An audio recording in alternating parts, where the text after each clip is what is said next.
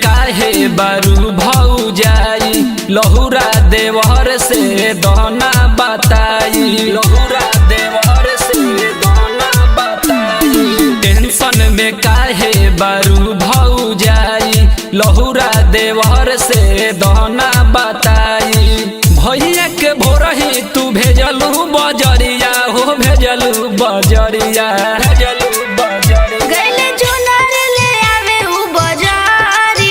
गइले चुनारी लियावे उ बजरिया ता छूट गइल देवरू थावे वाली देवी मई के गड़िया छूट गइल देवाजू थावे वाली देवी मई के गड़िया छूट गइल देवाजू थावे वाली देवी मई के गड़िया छूट गइल देवाजू थावे वाली देवी मई के गड़िया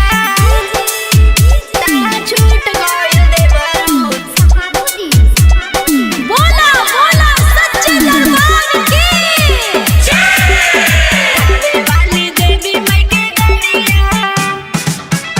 कल गावही देवी माई के दर्शन का करे जइबू इतना दूर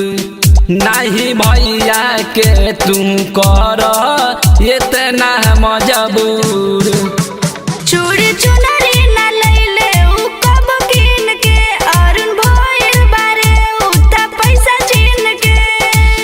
भैया के झूठा ही तू डललू परेशानी में डललू परेशानी में गइले चुनर ले आवे उ बजारिया गइले चुनारी लियावे उ बजरिया ता छूट गइल देवरू थावे वाली देवी मई के गड़िया छूट गइल देवाजू थावे वाली देवी मई के गड़िया छूट गइल देवाजू थावे वाली देवी मई के गड़िया छूट गइल देवाजू थावे वाली देवी मई के गड़िया ता छूट गइल देवरू प्रेम से बोला थावे वाली मैया की थावे वाली देवी मई के गड़िया पूजा नव दिन नवरात्रि अपना गावे में मारी पूरा करी है मनौती कुआरे में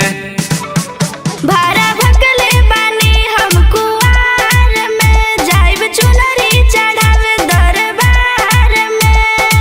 अरुण मुकेश संजू कल हाथ जोड़िया हो कल हाथ जोड़िया गइले चुनर ले आवे उ बजारिया गइले चुनारी लियावे उ बजरिया ता छूट